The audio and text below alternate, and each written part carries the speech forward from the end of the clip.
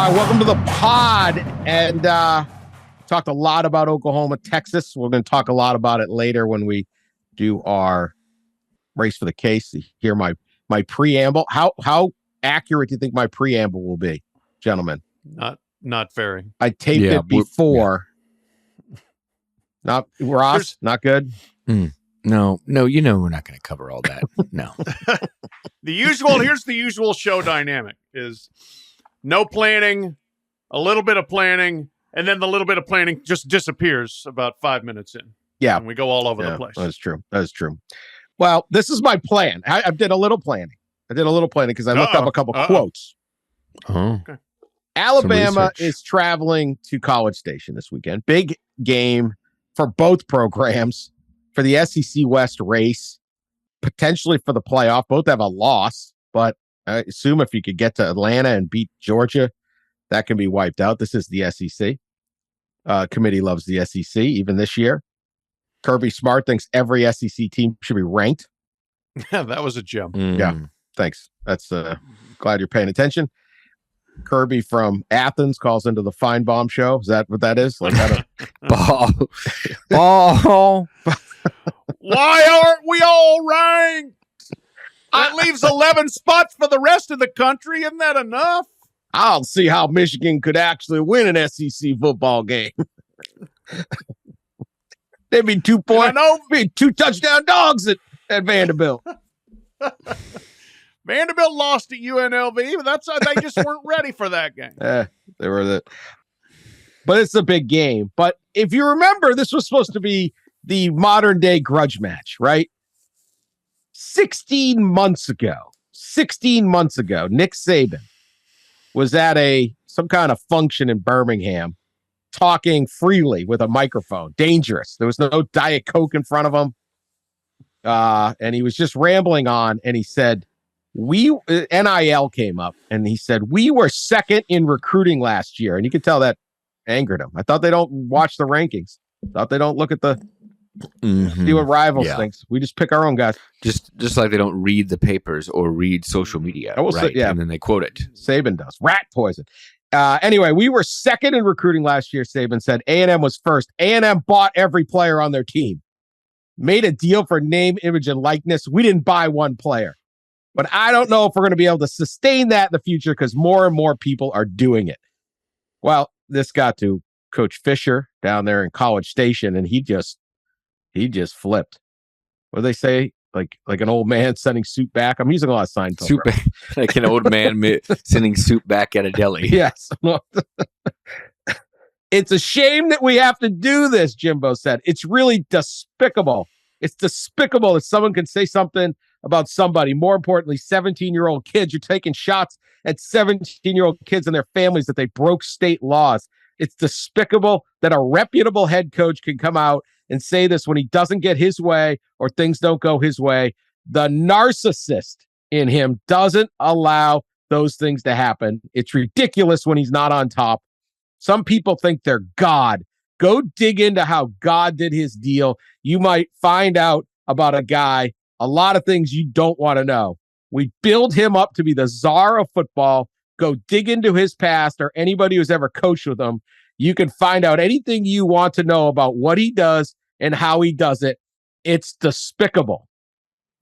I mean, that was some great stuff. Oh, yeah. I remember hearing they tried to get, Jimbo, I guess, saw the quotes and heard about the quotes, and he was like, I'm having a presser. We're going. And they kind of were like, no, coach, I don't think this is needed. Like, no. And he was going to have that presser. And boy, did he. Oh, I'm sure AC down there was trying to hold it back, but I tell you, them West Virginia boys start hollering at each other. You can't stop it. You can hear guys arguing like this every day at the service station down there in Monaga. Beckley. What was it? Is it Monaga? Wherever Saban's from? Mononga. That service station down at the junction of 218 and US 19 where my dad worked every day. Anyway, we were supposed to have this big fight, but they kissed and made up or something. I don't know what happened. Jimbo, I probably realized this was not really the best idea. because he may have one number one recruiting class, but Alabama has all the others. Anyway, this is what's interesting. This was a massive story and a huge fight, and it was a Saban screaming that the world was changing and he didn't like it, and A&M and all that. Okay. About 2 weeks ago, Ross, you were there. Gene Smith of Ohio State, the AD, comes out and says that recruits are now asking for $5,000 just to visit a school. So presumably they're asking Ohio State for $5,000 to come to Columbus for an unofficial visit or an official visit. I don't know, some visit. Now, unofficial, you got to pay your own way. So maybe that's just covering it. Or Ohio State's paying it. I don't know if they're paying it or not. Now, this isn't really all that new either. I remember being at a school one day. I saw an AAU basketball coach from Detroit at this school. It was a Big Ten school. It was not close by. And he had driven like 3 guys down there. And he's like, I'm like, man, that's a heck of an effort for you to come all the way down here. Like, it's a long drive. And he's like, oh, they gave me $1,000 to do it. Like, yeah, I'm making like for a while. Yes, yeah. Like I'm making about $750 today just driving these kids over here. So it's like, okay, so this is not new either. That's been the economy in basketball certainly for decades. Yeah, you want some kids on campus. A coach is driving them, or somebody's driving. A high school coach. Someone's driving, someone's paying for that gas money, maybe a hotel room, maybe a little lunch, maybe a little something for the effort. Who cares, right? Like, I get it's against the rules, but it's like if a guy takes 3 kids to a college campus to look around and they like are motivated to attend college, like I think that's like we'd build a statue for that guy. Spends his weekends taking kids from the inner city to colleges. And, what are we doing? Anyway, that's the rule. Gene Smith wasn't really complaining, just bringing it up. So then they asked Saban about that. And this is the tone difference from how pissed he was 16 months ago. Maybe this is because it's more, I don't know, wasn't as direct. But he said he did not know of these $5,000 offers. Not that I know of. I don't know anybody that's asked us for that. And I got to say, God bless the person that would have the courage to do that. Right to Nick Saban. You don't know. You don't do it to Saban. You do it to the 14th guy down the line. Yeah, right. Hey, a little something. That's right. Some analyst or something. Yeah. A little something for the effort. Player personnel director. Mm-hmm. But he says, but look, name, image, and likeness is not really name, image, and likeness. True. I think we all understand what it's become and what we allowed it to become. I said long ago and got very criticized for it, is this what we want college football to become? So it's becoming what it's becoming. And that's okay. I mean, we're just adapting to what we have to do to be able to compete, whatever the circumstances are. And he goes on, so he'd love guardrails, but whatever. This was a massive tone change. What we're supposed to have is this fight over old school, new school, NIL, who's buying players, who isn't. Instead, 16 months later, in what was supposed to be this fiery feud, it's, we're just dealing with it. Which is always my point on why we don't need any guardrails or they're wasting all their time, is everyone will figure it out. Nothing bad's happening. They'll all adjust and figure it out. It's basically what Saban's saying. At the same time, we had this week 2 interesting stories. One, Utah players all got a truck. What is it? What was it? A Ram? What was the truck? Dodge Ram Bighorn 1500 truck with night edition vision, whatever. I mean, it looked badass in the video. And like a faulty college football football diagram on the side. And an advertising wrap around it, which had an accurate depiction of a drawn up play. Yeah, right. The play where like the X's should have been the O's and the O's should have been the X's. Yeah. Well, so somebody tweeted me, somebody zoomed in on the X's and O's picture and tweeted me and said, is this the plays that Utah is using on offense? Because that's what it looks like on the field. What if it was the Iowa offense? Just punt formation. That's it. Like, we lined up a punt. This is our punt formation. X and O. Yeah, you got to drive around a little bit of a clown car. But everyone gets, it's pretty good. Pretty cool. Sure. And it's the change of the economy. It used to be coaches all got cars. Now the players get cars because they look and go, actually rather have I'll sell more trucks if the players are driving it around than I will if the coach.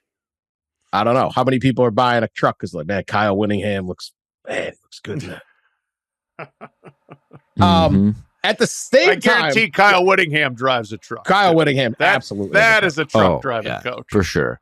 For sure. A guy that hasn't, I don't think he's gone hadn't he gone a certain amount of days consecutive working out in the gym? Like, I think it's like 2 or 3 years straight.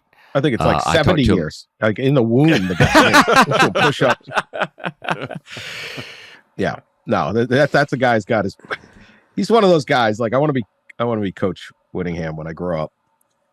This guy's got his business together. Now, at the same time, Michigan State, they had this collective called Spartan Dogs for Life, and they canceled or paused nearly all of their contracts with the Michigan State football players because they don't have enough money. We cannot sustain a model that is only funded by a few individuals who deserve our appreciation for supporting Spartan Dogs for Life for two full seasons. Spartan Nation, it's up to you. So they're kind of like, they need the money, and it's almost the bottom of the market kind of dropping out, that there isn't this endless supply. Clearly, Spartan Dogs for Life is not for life. It's Spartan Dogs for 2 years, maybe. Spartan Dogs for as long as the money lasts. Unless Matt Ishbia gets distracted by buying the Phoenix Suns. But that's not really a catchy term. So 16 months later, we have, like, I don't know how all these stories are related, but I find them all interesting. In some ways, the market's going up. In some ways, the market's going down. In some ways, Saban is just like, we'll be fine. Same way, hey, do we want college football to be an open, air raid offense? Okay, we'll just do it. Jimbo, I don't know if he's still claiming he's never given anyone a NIL deal or so. I don't know. Who knows? But they're going. Not a dime. Pat, does any of these four stories any of this part that stood out to me? Does it make any? Can you tell me why they all seem related in my mind, but probably aren't? Well, I mean, it's the ongoing evolution of the NIL space, right? In a lot of different ways. Outrage. Okay, maybe the outrage is going to dissipate. So, collectives that are getting smarter, collectives that are getting poorer, kind of a leveling of things, a dust settling, which we've been saying for years would probably be the case, that this is not going to lead to outright ruination. It's going to lead to a settling of the marketplace in a manner that it works as well as each school can make it work. And it's going to be better for some and worse for others. A couple of things there. The A&M thing, like, for one, Saban could be a lot more chill about A&M because guess what? They aren't very good. Like, okay, last year they were 5-7. This year, maybe they're okay. Maybe they could still win the SEC West. Their one loss is a non-conference loss, but I don't think anybody is looking at Texas A&M right now and saying, oh, they're going to the playoff. Look out. So there's a little less threat there. Alabama has probably figured out how to deal in the NIL and collective space with the Texas A&Ms of the world. And I do wonder exactly how effective the A&M collective has been. The 12th Man Foundation, whatever else they got going on down there. They brought in a lot of players. Some of them left. Some stayed. Some have been good. Some getting better. Has it been an absolute game changer? Not yet. We'll see. So, predictably, a lot of the panic was premature, overly loud, overly paid attention to, and everything's going to find its way to water will find its level. Your collective will find its level. Maybe it helps your team. Hopefully it does, but maybe it doesn't. That's the way it goes. You look back on it, what A&M did the first year of NIL to incite the anger from one Nick Saban was get ahead of everybody. I mean, they just did it early. They were just out in front. They were well organized. The donors were, and they were doing things that others were not. I think a lot of schools and school donor bases weren't, especially early on, as organized, right, and weren't as prepared. And A&M was, and everybody just caught up, right? When you do something, everybody's going to catch up. and follow you, mimic you, and that's kind of what's happened. And as Pat said about the kind of like the eventual leveling of the field, where everybody to an extent is doing the same thing, or at least at the top of college football, and that's kind of what we're seeing now. I think we're seeing somewhat of a plateauing of this industry. It just took a couple years, and things kind of settled down a little bit. All right, and that's what happened. Yeah. The heat is off. No one's talking NIL going into this, and that seemed almost impossible to fathom 16 months ago. Felt like the start. Yeah. I mean, particularly when he's sitting there saying, "Check out God did things." Well, and that was again a classic coach feud, though. I'm going to point my finger and say that dude's dirty, but I'm sure not hell saying how he's dirty. Yeah. You got a microphone, Jimbo. Go ahead. Apparently, know. Go ahead and poke into it. Well, yeah. What you lay it out for us, brother? Yeah. Come on. Well, I dropped the bag. This game, we talked the other day about Oklahoma, Texas. Who needs that game more? This game has got incredible edge to it for both programs, I think. Who needs this win more? Jimbo is still fighting for his future, although his future is going to be very wealthy regardless. Saban only has so many years left. You don't want to give up a season, especially on the first weekend of October with 2 losses.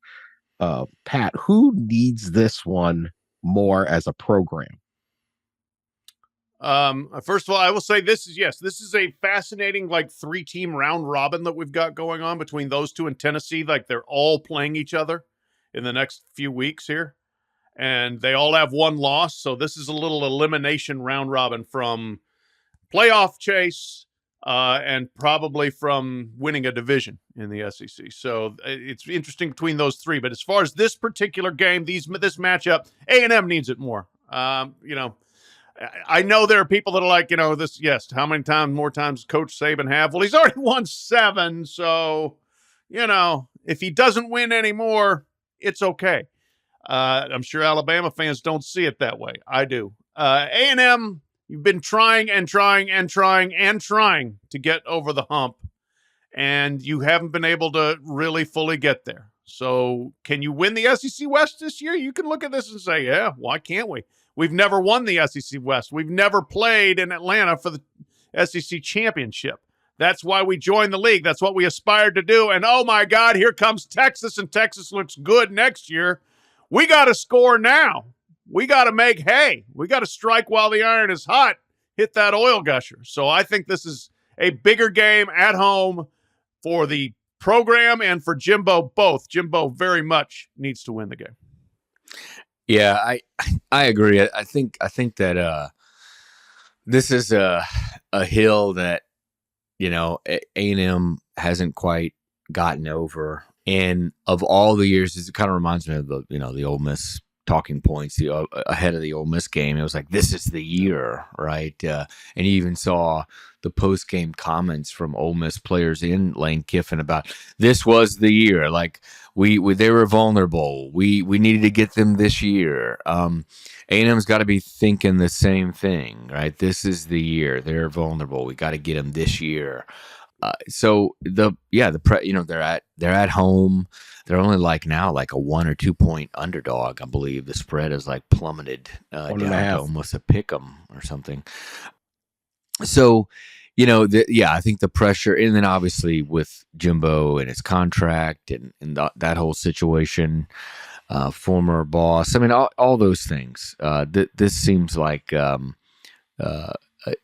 When you think of what program needs it more, it would feel like A&M. Now you could argue the other side, because there's only been probably 2, maybe 3 seasons since Nick Saban's first year, not counting his first year, that Alabama's lost multiple regular season games. It hasn't happened very much, and they lost to Texas so early in the season that every game now seems like, they gotta win it, or the dynasty is gone and crumbling. Like the Ole Miss game felt like that, and this one does too. Best I can tell, 2019, they lost twice in the regular season, but it was I think it's only been LSU twice, at the very maybe, end. since LSU and Auburn. Yeah. Auburn. Yeah, at the and that very was end. at the end. Everything else, the second loss is coming. 2010 was So they lost at least twice. They lost 3 games in 2000. I mean, we're going back to 2010. Yeah. Yeah. Yeah, everything else is 1 or 2 losses, but the loss was either SEC championship game, Auburn. Yeah. To be out of it, I'll bring up the Alabama point just because I agree with all of what you guys are saying. I think this is the year they got a new quarterback injury and stuff, but if you're A&M, you're like, I got these guys at home. The SEC West is open. Texas is all those points. I totally agree. So I'll make it the Alabama side, even though I kind of agree with A&M. But man, 2 losses at they haven't dealt with that in so long. I remember there was a great line in the Dan Jenkins, the great college football writer for Sports Illustrated from the 70s, 80s, and all that. I remember he had this great line in one of his books or stories that he turned into a book, and he had something like, "There's nothing like the depression of," I think he was using Notre Dame at the time, but of the big football campus after an early loss, or right. It's like the campus is just dead. It's like they just sucked the whole wind out of it. And you have Alabama. I mean, so many kids go there because of football. The place is built around football. It's a good university and all that. I'm not saying it isn't, but the biggest building on campus is Bryant-Denny Stadium. And it's right there. It like dwarfs the president's mansion, and everything's this football rah-rah culture. And it's like, holy crap, it's October 6th. We got 2 losses. Yeah. We're not going to the playoff, and we already know we're not going to the playoff. Yeah. Oh. Yeah. That to me would be a shock to the system for Alabama. Now, do I think they'll be back next year as a program? No, I don't. I don't think they've got a great quarterback coming in. Nick Saban will do what he can to fix, but castles crumble, right? As Lane pointed out. So this is a really, really interesting football game on Saturday. Now we're gonna pick the major games. We've talked some of the major games. I wanted to run this thing by you guys before this podcast goes completely off the rails, because we have an update on the nut pulling up in OKC back in 2007, and I mean, we got Fat Bear Week. We got a lot. We got stuff. What games this weekend that are a little under the radar? We like to spread out who we talk about. Are you very interested in seeing? What game that, okay, it's not everyone's we watching Red River, fine. What's the other game you might be interested in? Pat, do you have any? I've got a real off the wall one. Okay. Friday night. 2 not very good teams, but which one's season's really going to hell in a handbasket and which one can be salvaged? Nebraska at Illinois. Friday night, 2 struggling Big Ten West teams. Brett Bielema has made his mark partially, as you know, at Illinois by beating Nebraska twice. He beat Scott Frost twice, including in his first game there, and everybody's like, "Oh, Big Brett's got it going." And meanwhile, what the hell is wrong with Nebraska? If he beats them a third time, they've at least got some hope. Hey, we can get to a bowl game. Nebraska, the first season under Matt Rule, will be an unadulterated mess. It's already gotten bad. They mismanaged their quarterback situation. Their offense is awful. The only 3 schools in the country that have thrown the ball fewer times on first down than Nebraska are the service academies, who never throw the ball. They're the most predictable, stereotypical offense in the country. They've got to do something, figure something out, because a fan base is extremely ardent, but they're not giving them much to hang on to right now. If you've followed the Arkansas Ole Miss game through the years, you know that it is insane, and things seem to happen in a rise in that game. They play this weekend in Oxford. It's a night kickoff. You know, it's kind of been back and forth the last probably 10, 12 years. It's been even the game. I mean, Ole Miss has won 6, Arkansas has won 6 or 7 the last 12 or 13 years. It's been really even. it's been crazy at times. You remember years ago, this was like the first 7 overtime game. 20 years ago now, where it was 58-56. Arkansas won that 7 overtime game. They went to overtime a few years back, scored in the 50s. Game's usually a shootout. It's usually just wild, and it's usually really close. It's an amazing series that kind of gets overshadowed. So that is certainly one to watch in Oxford. No matter what, it's probably going to be a typical somewhat close shootout of a game. I'll give you one. Purdue at Iowa. Iowa's 4-1. Dan, what are you doing? I can't say anything negative about Purdue. I'm on probation. Purdue probation after claiming I can't believe you of all people are actually trying to turn around and make nice with someone. Usually you just double down on the antagonism. It was such a bad picking Illinois to beat Purdue. But to your point earlier, the Big Ten West absolutely sucks. Okay, it's terrible. Iowa is 4-1. We can make fun of Brian Ferentz all we want. They turn this thing into a circus. Everyone can bring this stuff up. The deep fakes online, all the different stuff. It's become this thing. Iowa. I'm not going to say they're going to beat Purdue because I can't. Right, so making nice Purdue. But if they were to win the game, this schedule, they could go 11-1 this year and not average 25 points. Listen to this schedule. Beat Purdue. Yeah, it's easy. They got at Wisconsin. All right, let's say they lose. That's their 50. I don't know how good Wisconsin is. I don't know. Then they got Minnesota, Northwestern, Rutgers. They had at Minnesota at home, at Northwestern, Rutgers, Illinois at home, at Nebraska.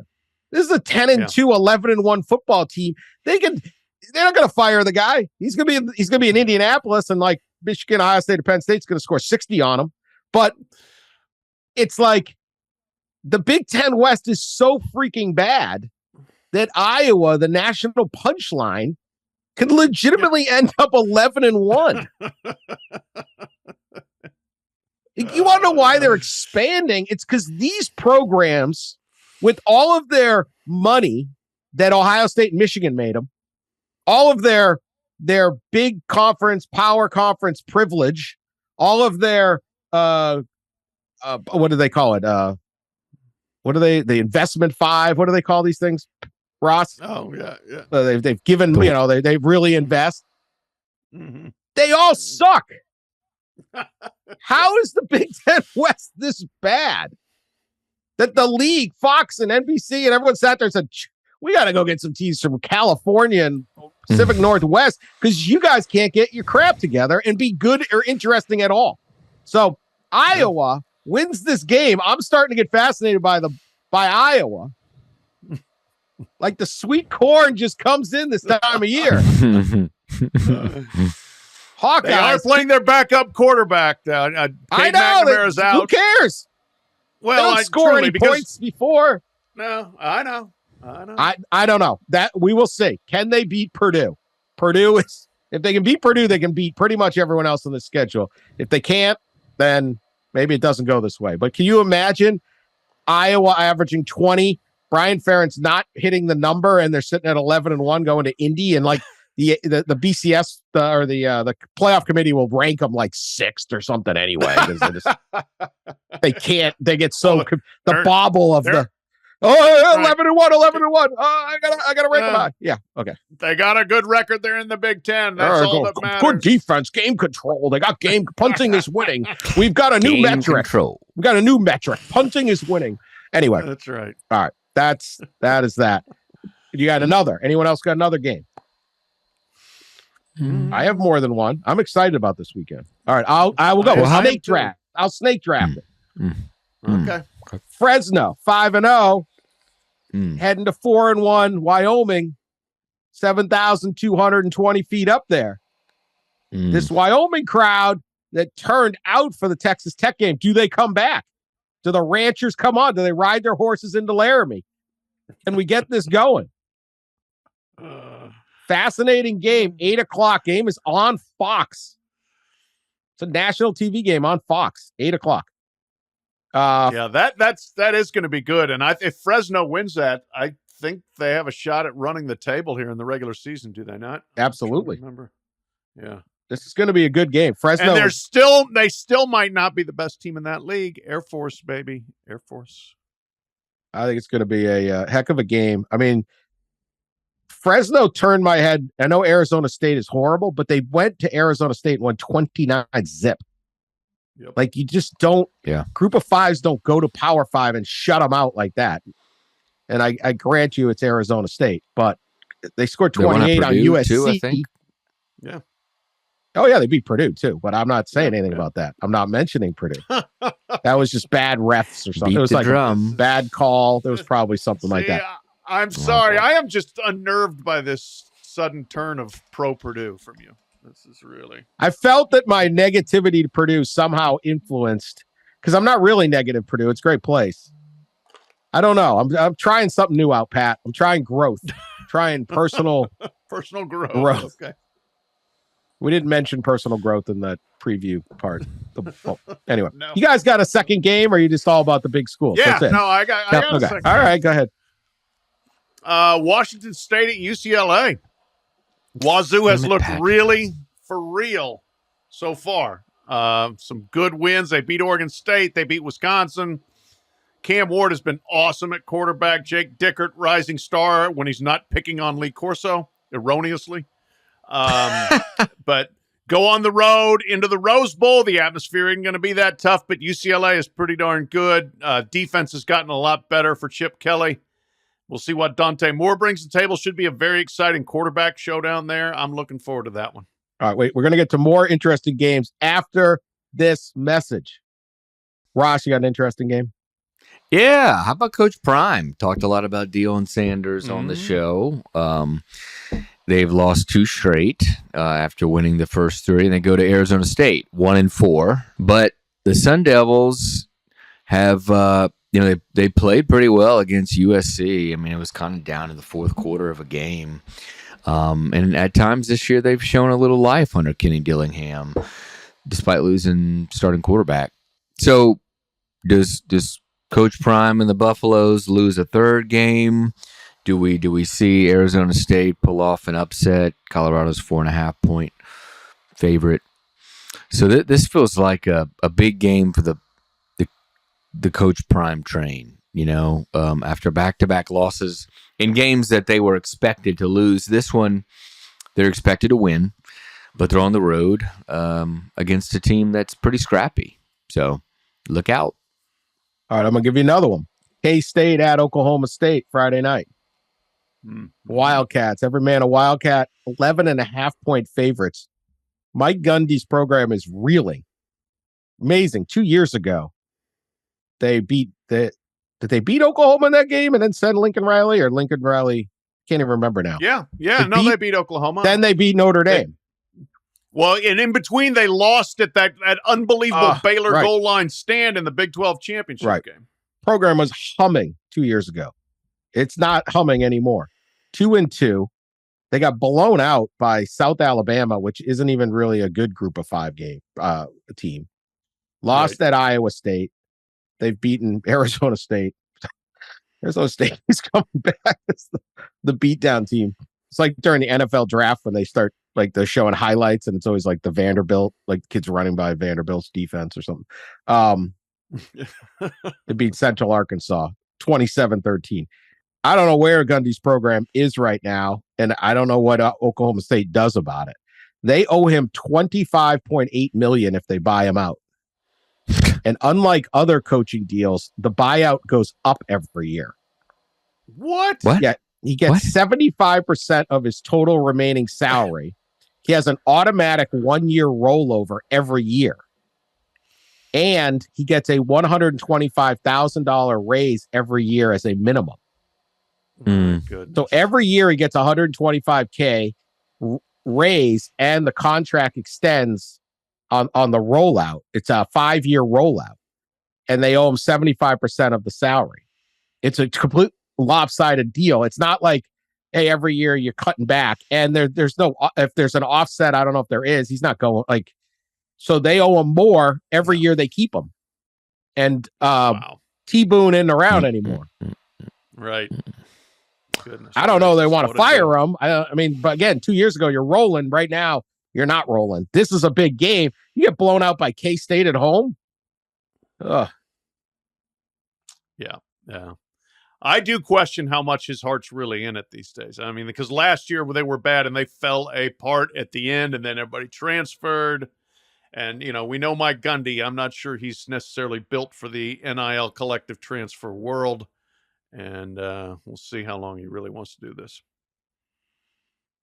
All right. If anyone else got a game, hit it up. Otherwise, I thought we were picking this game, and we're not. I just looked at Sean's game list. Notre Dame Louisville. It's a good game here in my town. I'm going to it Saturday night. And I'm kind of mad because the good games are clustered at noon and at like 7:30 instead of anything really in the middle window. But this is a fascinating one to me. Notre Dame has been living on the edge. Third straight week, Notre Dame has played an undefeated team.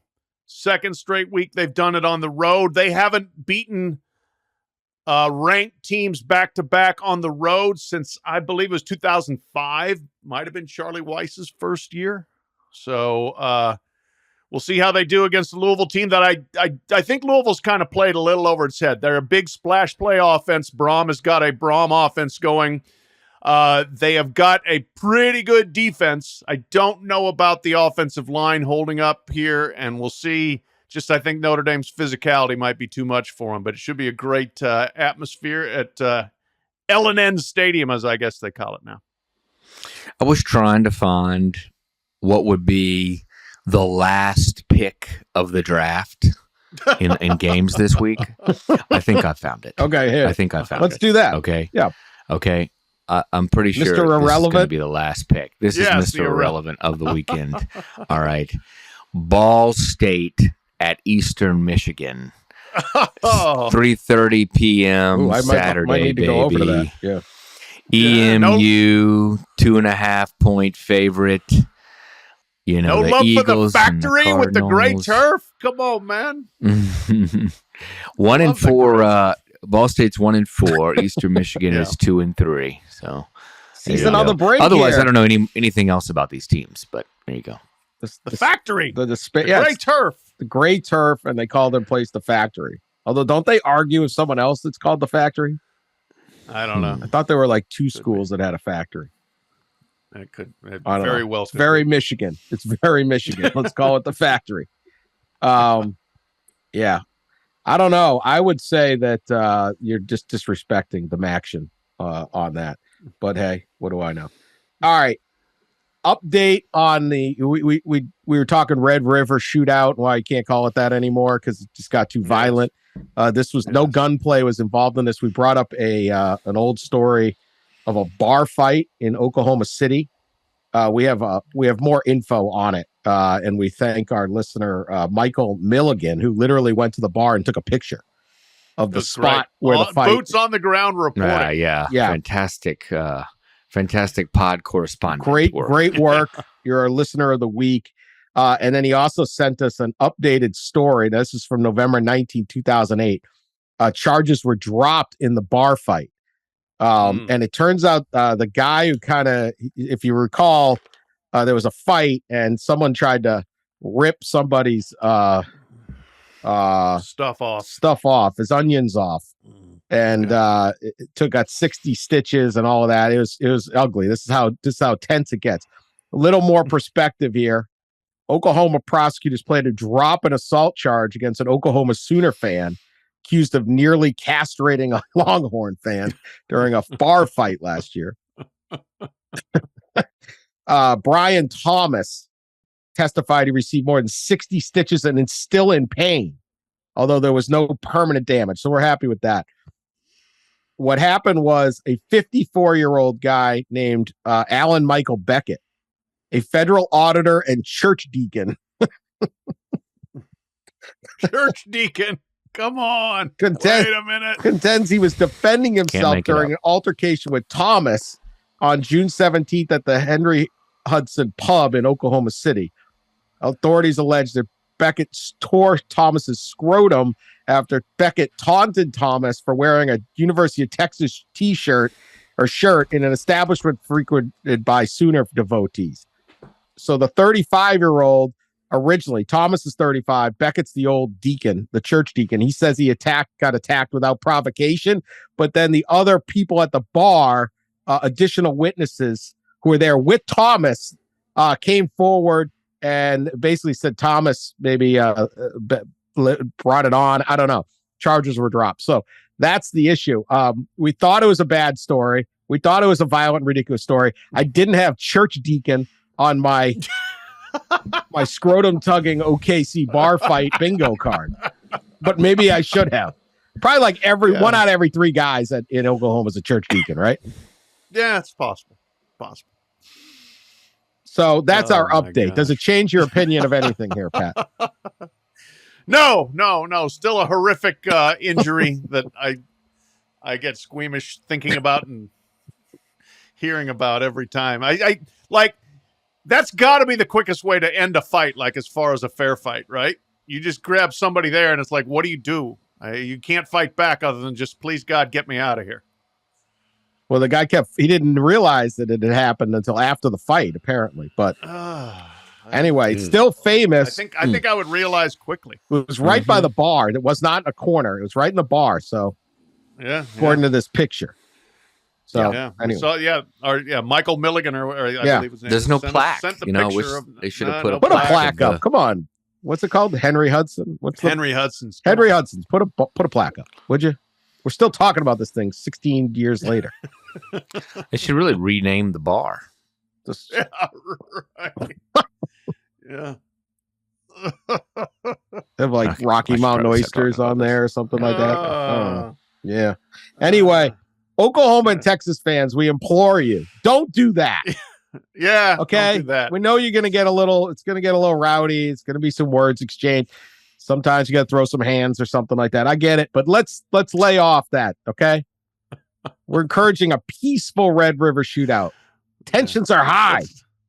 Let's not even say sometimes you got to throw Don't hands. throw Don't hands. Throwing hands. Okay. Just work it out. Go to the Midway, get yourself a deep fried fireball. Deep fried sushi. Yeah, deep fried sushi.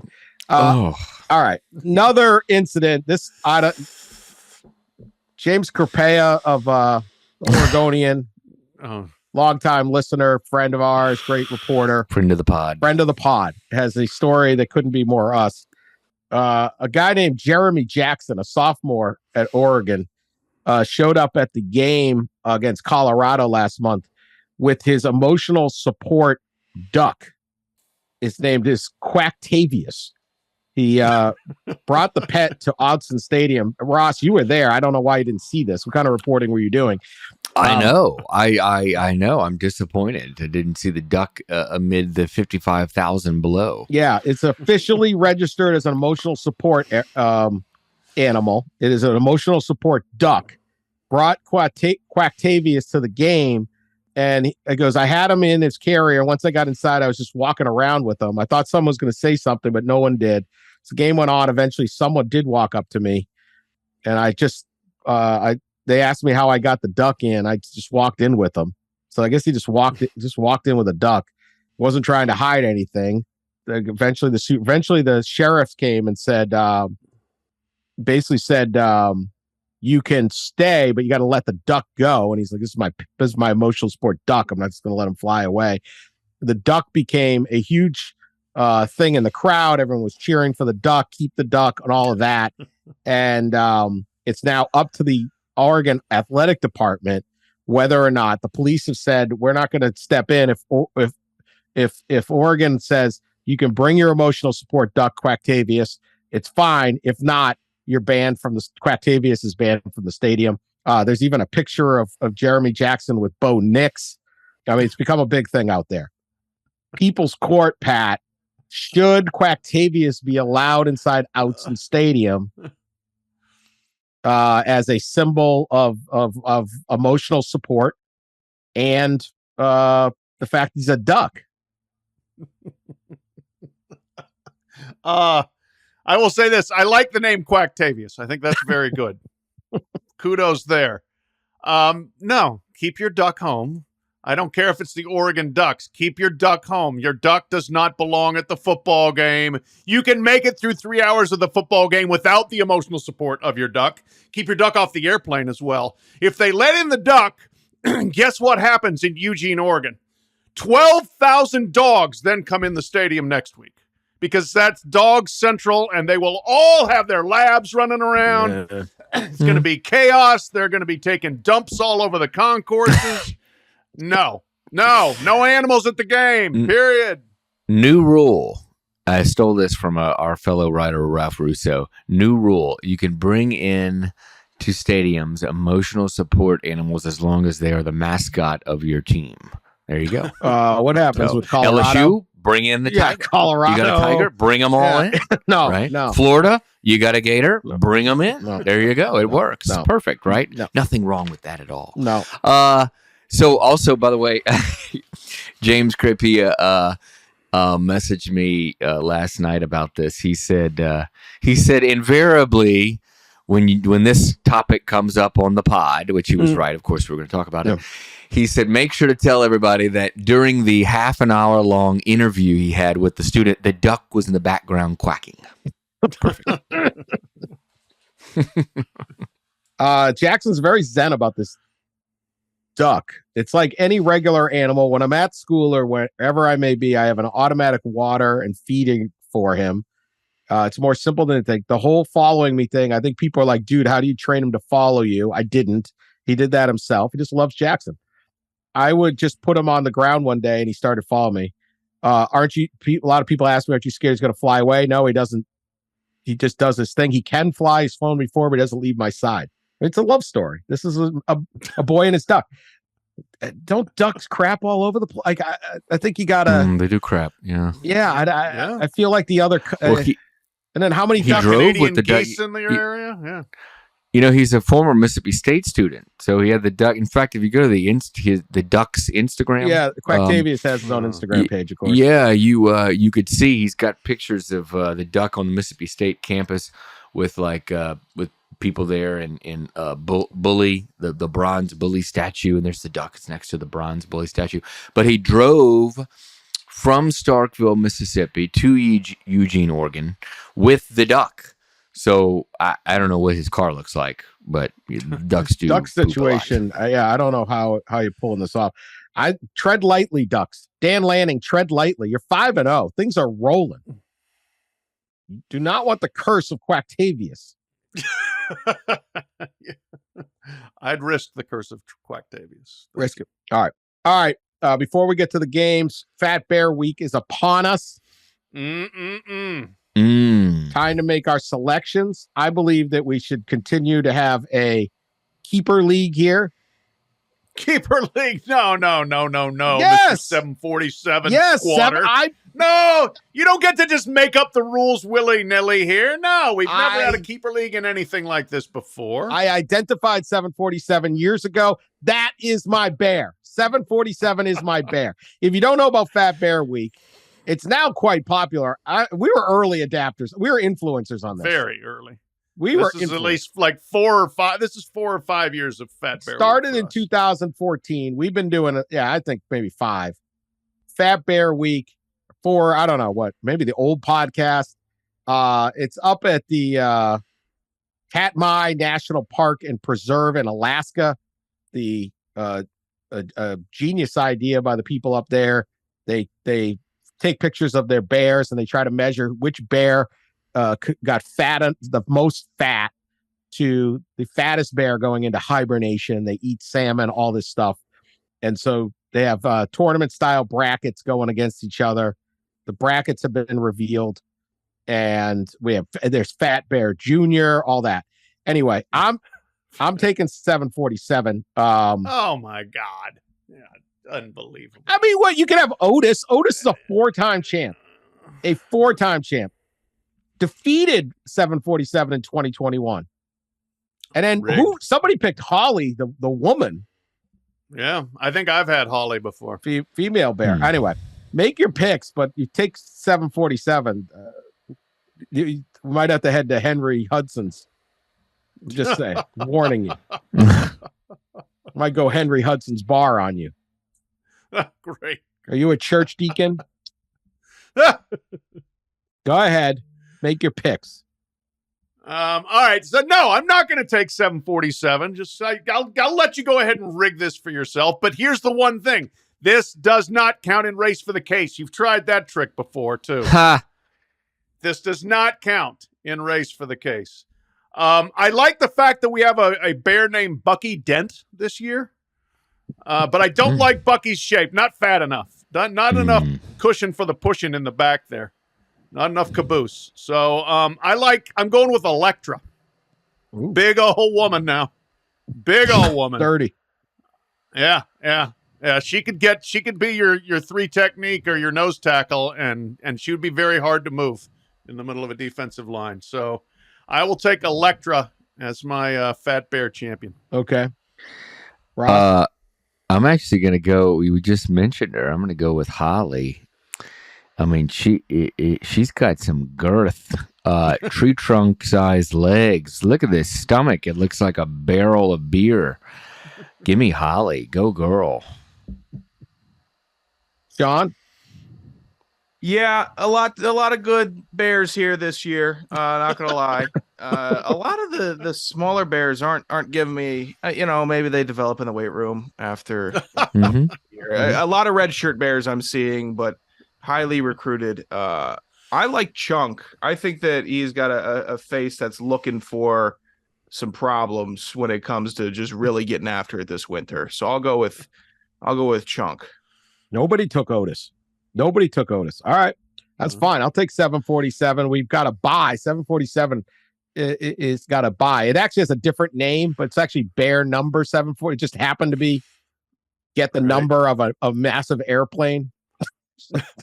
But I am taking. There's a bunch of bears that aren't named, and I don't like that. Like if you're gonna name some of them, name them all. Yeah, 901 he's been a threat in the past, and doesn't have a name. Yeah, there's some room for improvement here. But anyway, I'm taking 747. Let's go. Fat Bear Week. We got this. Okay. Next Tuesday is the championship round. I fully expect my bear to be there. So there we are. All right. We got that down. Now let's pick some games. Actual football games. All right. Game of the week. Red River Shootout. Oklahoma ranked 12th. Texas ranked 3rd. Games at the Cotton Bowl in Dallas. Noon Eastern on ABC. Longhorns are giving 6.5. Pat? Okay. Just very briefly, I am taking the Longhorns, giving the points. But I wanted to revisit quickly my point that I made. And you guys erroneously said it means more to Texas. I said it means more to Oklahoma.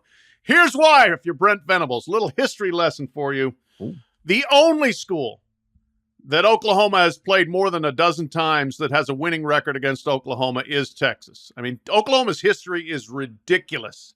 But Texas owns the rivalry. Has beaten them 15 more times. One coach in Oklahoma history has started 2-0 against Texas. That's Barry Switzer. Bud Wilkinson didn't. Bob Stoops didn't. Lincoln Riley didn't. Benny Owen, who's the Owen Field is named after, did not. But Benny Owen did get the first victory in the history for Oklahoma. 2-0 in 1905. Texas says a crooked ref called the safety. Oklahoma fans stormed the field and threw chrysanthemums and canes and hats into the air. And the first game ever was in 1900. The coach was in his last year for Oklahoma named Vernon L. Parrington. He lost 28-2. He got out of coaching. He went on to win the Pulitzer Prize and become the father of American studies, big academic hero in America in the early 20th century. So Texas drove him to great heights just by beating his ass. So anyway, long story short, Texas wins and covers. A history lesson with Professor Forde. There you go. I'm actually taking Texas. Texas with the points as well. Was calling around some coaches this week about this game, kind of getting a coach's perspective, and they all basically said the same thing. Texas's lines are just so much better. Offensive line and defensive line. Texas looks like, you hear a lot of the Texas looks like an SEC team sort of thing. So give me the Longhorns to cover the 6.5. John? Yeah, I like Texas in this game for sure. Like them to cover. It was a beatdown last year. I know there's no Dylan Gabriel on Oklahoma, but 49-0. I'm not sure if his sole return to the team brings that into a much tighter game. So I'll go Texas to cover. So I listened last night to my deep Sooner propaganda, and convinced me. I'm going lone Sooner on this. I'll take it. This is going to be an extremely physical football game. May not be 2-zip, but one thing Oklahoma can do is tackle. They're in like top 5 in the country in fewest missed tackles. Their linebackers are athletic. There was 1 million yards after carry against Kansas for yards after contact for Texas against Kansas. I think this is going to be an extremely tight, defensive, physical game. We are not in this is not Texas, Oklahoma of 4 years ago, or 50-48, that type of stuff. We're heading back to Pat's guy. Yeah. And Benny Owen, baby. Benny Owen. I think it's good. Benny Owen. And they got the field, right? So we got the field. Yeah. Yeah. Or the stadium. Give me just the field. If Oklahoma has allowed 3 scores in the second half this entire season, 2 field goals and a touchdown. I know they have not played. My hesitation is they haven't played the schedule that Texas has. I think this is going to be a tight game, and if you're going to give me 6.5 in a game that I think is going to be tight, I'm going to take it. I will go lone Sooner on this. Next one, number 23 LSU at number 21 Missouri. LSU giving 5.5. Game is at noon on ESPN. Ross. God, who would have thought before the season that LSU would have only been a 5.5 point favorite at Missouri? I think many people thought, by this time Missouri would be 2-3 or have at least a couple losses, and Eli Drinkwitz would be very much on the hot seat. And LSU, by this point, by many projections, would be undefeated in 5-0. And so here we sit. It's Missouri 5-0, LSU 3-2. I'm gonna say that the visiting Tigers, go in there and cover the 5.5. I am not at all confident in the pick. LSU brought in longtime defensive line coach Pete Jenkins to repair the front there, because they have been getting pretty much run through lately, especially against the Rebels. Gave up more yards. An LSU team has never given up more yards than it did in I think 700 plus to Ole Miss. So I'm going to say they do just enough and cover the spread and go get a much needed victory. Yeah, I think this is going to be a little bit of a shootout. I just don't see Missouri being able to contain Jaden Daniels. And I do think, I think Luther Burden and Theo Weiss could have a big day against the LSU secondary, which is awful. So I think points back and forth, but I'm going to say Tigers Bayou version, more explosive, win and cover on the road. Missouri, you look at them statistically, you're like, what exactly are they good at? And there just isn't enough there to hang your hat on. So I'm going to say Tigers Bayou version over Tigers Midwest version, win and cover. Yeah, I already think that Brian Kelly is uncomfortable having 2 losses this early, and he does not want to fall to 3. I'll go with LSU to cover in a must-win for the season, a must-win for next season for the Tigers. Yeah, I'm with you. I'm taking LSU. All they got to do is be a little bit better defensively, and they should be able to win this game. I love Jaden Daniels, you know that. And he is not the problem. He's going to have a big game. But all they got to do is be a little better defensively, and that should happen. Maryland unranked at number 4 Ohio State. Maryland is unbeaten, though. We talked about earlier this week talked about LSU and Missouri on the Tuesday show. Let's talked a lot of Maryland, Ohio State. Buckeyes are giving 20. Game is at noon on Fox. Ohio State 20-point favorites over Maryland. Pat. Give me the Terps and the points there. I think that's a big number, and I think Maryland is evolving into a just more solid all-around program the longer they've gone under Mike Loxley. Talia Tonga is really good, and they can throw it, but they can also run it well enough, and their defense has gotten better and better. And so, I think I wouldn't be shocked if Ohio State, they had a week off, which probably helps them heal up after the Notre Dame game, but they've got to have eyes on the prizes that are still to come. Penn State coming to Columbus later this month, and then obviously we know what happens in Ann Arbor at the end of the year. I don't see them being at a fever pitch for this game, and I do see Maryland being at a fever pitch. So I think Maryland does enough to cover. It might be 14-point game, might be 17, but I'm taking the Terps and the points.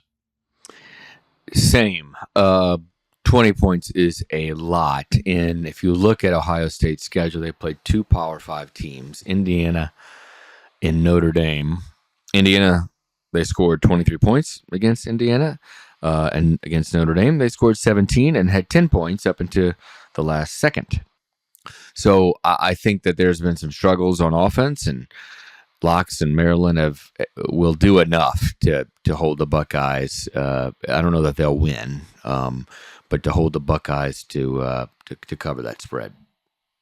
Yeah, the 6-5 2022 Maryland team only lost by 13 to the CJ Stroud-led Ohio State Buckeyes. So I think with another year under Talia's belt and Kyle McCord not exactly being CJ Stroud, Maryland covers this game. Yeah, I think backdoor cover, late surge, just too many points. I'm with all you guys. Maryland 38, 38, 42, 31, 44 is that they've done. They can score points. And I don't know Ohio State's going to be able to put up 50 on them or anything like that. So I will take Maryland to cover as well. I would take Ohio State to win the game. Number 11, Alabama at Texas A&M. Bama is a 1.5-point favorite. Game is 3:30 on CBS. Aggies home dog by 1.5. Ross? I've been going back and forth on this one all week. I don't know what to do, but when in doubt, bet with Coach Saban, I guess. Give me Alabama. Again, don't feel real good about it. I think A&M is really talented. Obviously, they've been playing well lately. Defensively, they've been playing pretty solid lately. This just feels like it's going to come down to the final play, and I'll again, when in doubt, go with the man. Yep, I'm doing the same. And Max Johnson is a good backup for Texas A&M, but he still was the backup. And Connor Wegman being out, I think will probably be exposed a little bit by a very good Alabama defense. So I think the Tide stave off their demise for another week and win in College Station, cover the spread. I think this game's going to be a mess. Good amount of turnovers, good amount of chaos, and I will take a flyer on it being the year. Let's see if Jimbo can really do it. So I'll take Texas A&M to cover. I don't like Connor Wegman being out.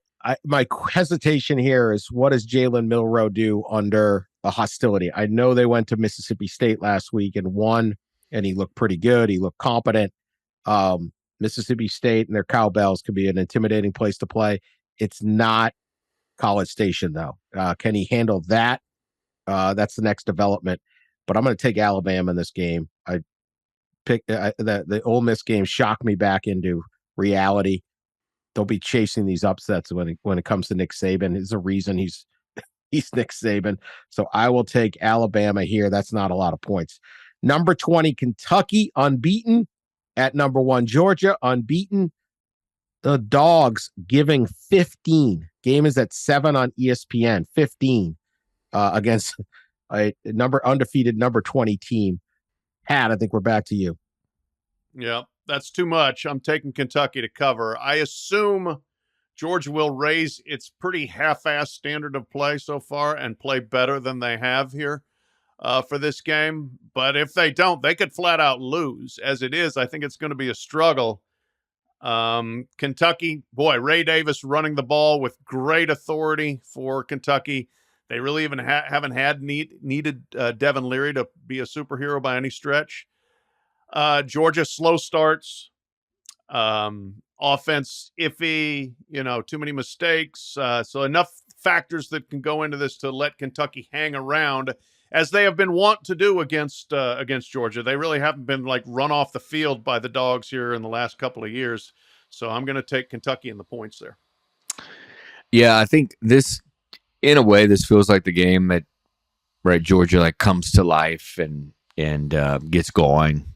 This was, I think it was last year. This felt like right around the time, 5 or 6 games in where they really kind of hit the gas.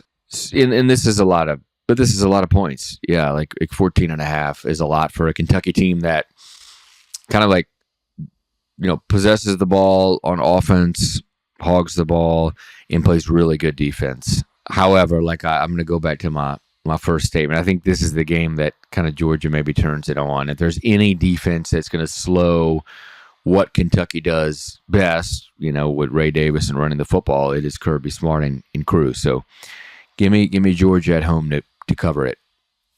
Yeah, last week, Devin Leary only had 20 attempts and 9 completions. If I'm Georgia and I'm in that room, I'm saying we're going to make him throw the ball, and I don't foresee him beating them or putting up a ton of points all on his own.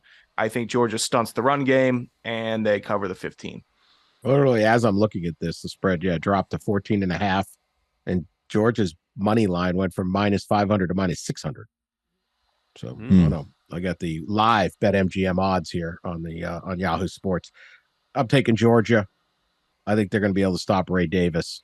Also, first real road game for Kentucky. A lot of times teams struggle in the first real road game. No offense to Vanderbilt, but that ain't between the hedges. Although they may have a hedge there. I don't know. Everyone's got hedges now. Kind of took. Vandy's doing a bunch of construction. I don't think they've got hardly. Yeah, I don't know what they got. All right, lock of the week. Anyone have a pick? I do. Okay, Pat. Good work. I'm going to take the Buffaloes, Colorado, to cover a fairly small spread. 4.5? 4.5 right now. In Tempe. All right, 4.5 in Tempe. Colorado's a better team. They've come through a bit of a gauntlet, but I think they may be getting back Travis Hunter, may get back Shiloh Sanders, which will dramatically help their secondary, and Travis Hunter will help their offense too. Omarion Miller, freshman receiver, blew up out of nowhere. First, he hadn't caught a college pass. 7 for 196 against USC. So another weapon for Shedeur Sanders to throw to. They just got way more weaponry than Arizona State does. So I like the Buffs to win in Sun Devil Stadium. Win and cover the 4.5. I talked about this game earlier. Arkansas, Ole Miss. Ole Miss, 11.5 point. Yeah, 11.5 point favorite at home. It's again, this game seems always close, and Arkansas always hangs around and gives Ole Miss trouble. And I think that happens again. So give me the Hogs to cover the 11.5 in Oxford. I'll go with All Reliable this year and stick in the ACC. UNC giving 8.5 points to Syracuse still seems pretty low. UNC has a better quarterback and a better offense, so I'll just go with a nice meat and potatoes, keep it simple. Tar Heels cover versus the Orange. I'm going to take my first 2 picks were taken. So I'm on my third one here. This is how I end up. This is why I take the harder route. That's why I'll take the harder route to winning race of the case by picking last. Yeah. I am going to take Rutgers to cover at Wisconsin. Rutgers is getting, I like that pick, 13.5 points in an over-under of 44.5. It is slow. They are going to run the ball. Both teams are going to run the ball. I don't think there's going to be, they'll pass more at Wisconsin, but it's not the old Wisconsin. But I don't think there's going to be a million plays in this. I don't think it's going to be a shootout. And I think Rutgers showed enough through this year. They actually played Michigan decent for the first half before getting kind of doused late. Had a nice tune-up week against Wagner. I think they go out to Camp Randall, keep it close. If I'm getting 13.5, I will take Rutgers they're 4-1. They've been pretty good. Maybe not win, but I don't have to win. So I will take Rutgers over Wisconsin as my lock of the week. How about that? We made it through. Probably ran long. Probably only did some of the parts that I predicted at the beginning of the show. Whatever, we did it. We'll be back probably late Sunday night. Show will drop, if not for your commute on Monday morning, as always, to overreact to everything we saw. Hope everyone enjoys a great college football weekend. Great games from noon to late night. Keep subscribing, share us on social media, tell your friends about us. We will talk to you later.